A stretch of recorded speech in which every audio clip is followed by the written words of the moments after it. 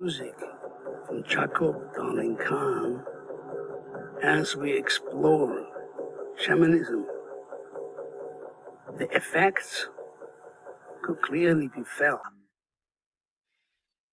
The intention behind that music, which is really to bring together a marriage or a connection between the spirit, our dreaming self, our imaginal self, and the physicality of being here on this earth in a body with a heart, a human being that feels. And there are many phases in that music. It's really what we're hearing is a traditional shaman's drum that was given to me by an old Sami shaman who called Bikomat Penta, who lived up in the very north of the Arctic Circle.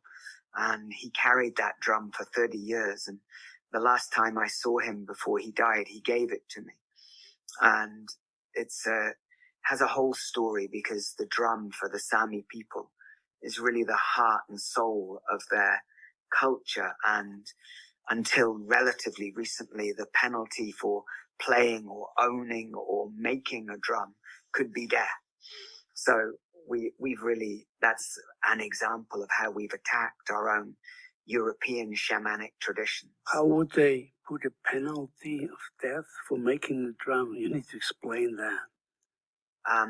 That basically the powers that be in the church basically made it illegal on the pain of death to own or play or make a drum.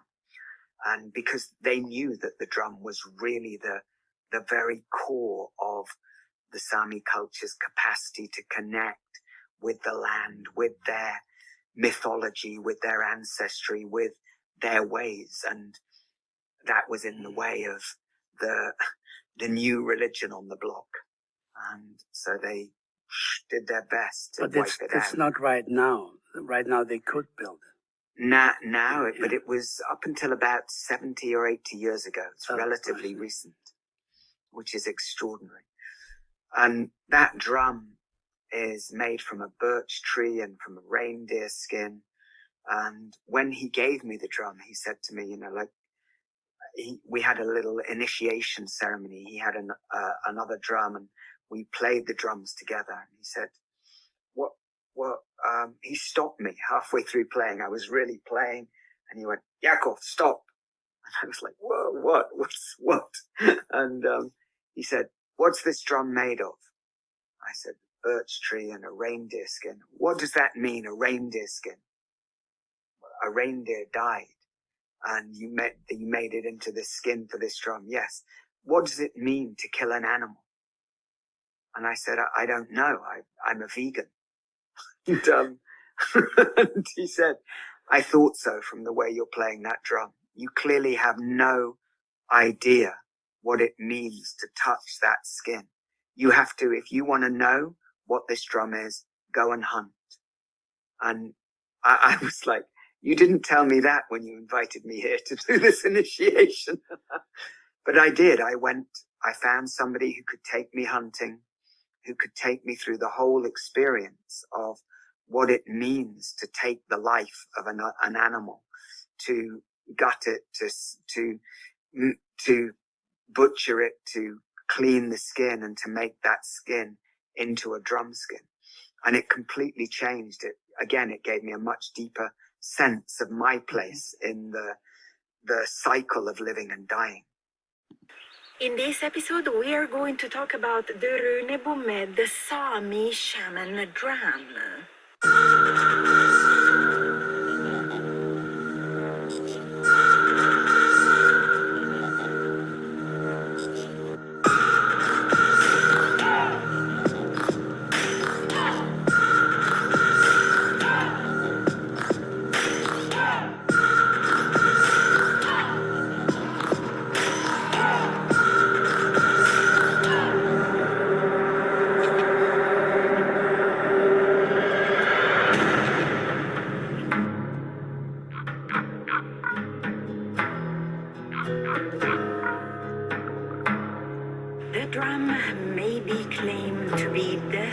central symbol of shamanism, and in my opinion, without it, a shaman is not a shaman. The drum, the runebomme, is central to traditional Sami shamanic culture. The church believed that Satan himself had given the drums to the Sami shamans.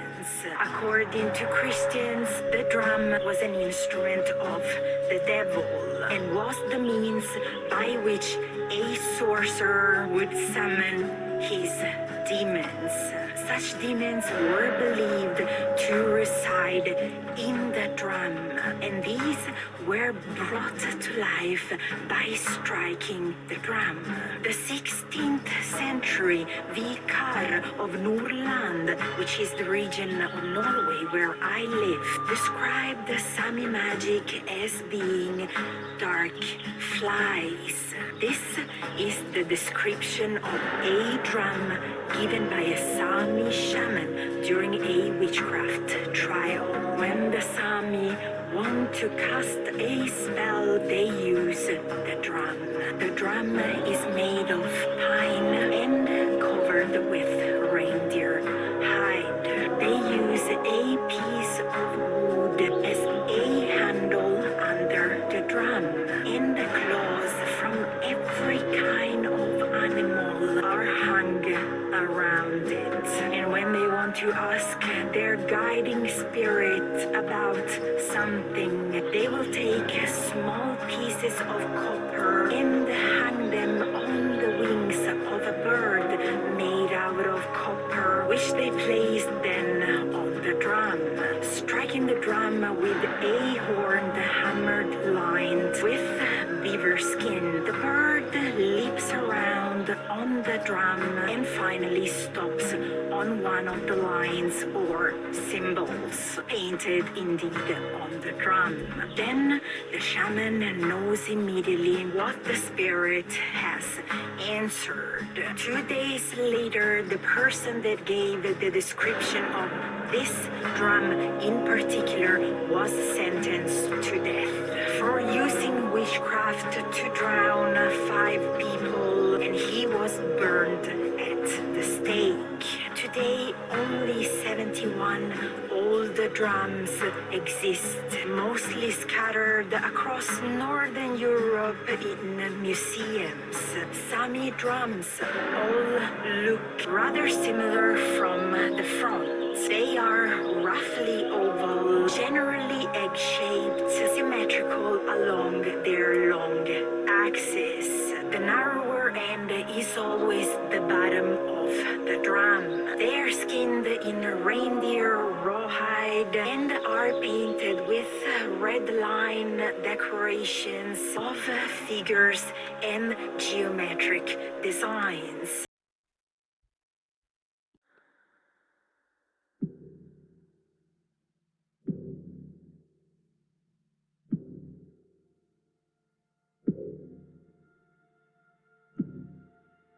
It is a wake-up call. It is like spirit is calling you. This initiation is a process of dismemberment, having the leaves torn apart and then being put back together again, but in a different configuration. Society says it is all about adhering to the rules and not shaking the branches and making waves.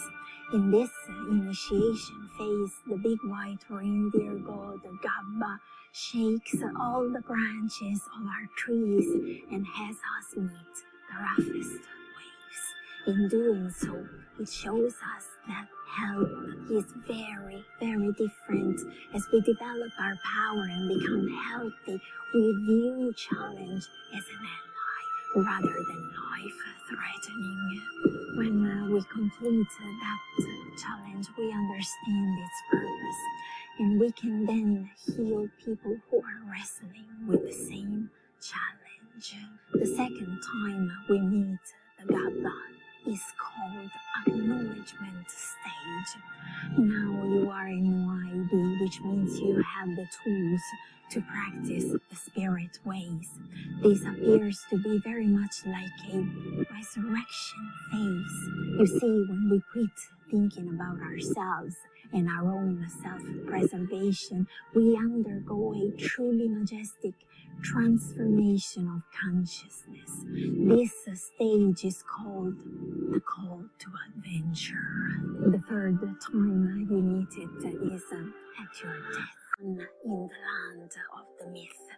Gabba, which in Sami language literally means the big white reindeer, is a real creature in its own right, but with mythic abilities attached to it. White reindeer legends emerged in early Indo-European society, and variants found their way throughout European cultures. In Norway, early huntsmen carved images of reindeer as a symbol of force and power. Sami folklore states that the big white reindeer was the most magical reindeer of all reindeer. It was believed that if a human was to catch a white reindeer, it would bring them luck, riches, and eternal happiness. The color white has long been associated with purity, and in Sami culture, the color also represented the other world. A creation story related by Risten Langbu, a Sami reindeer herder, tells of a big white reindeer creating the world.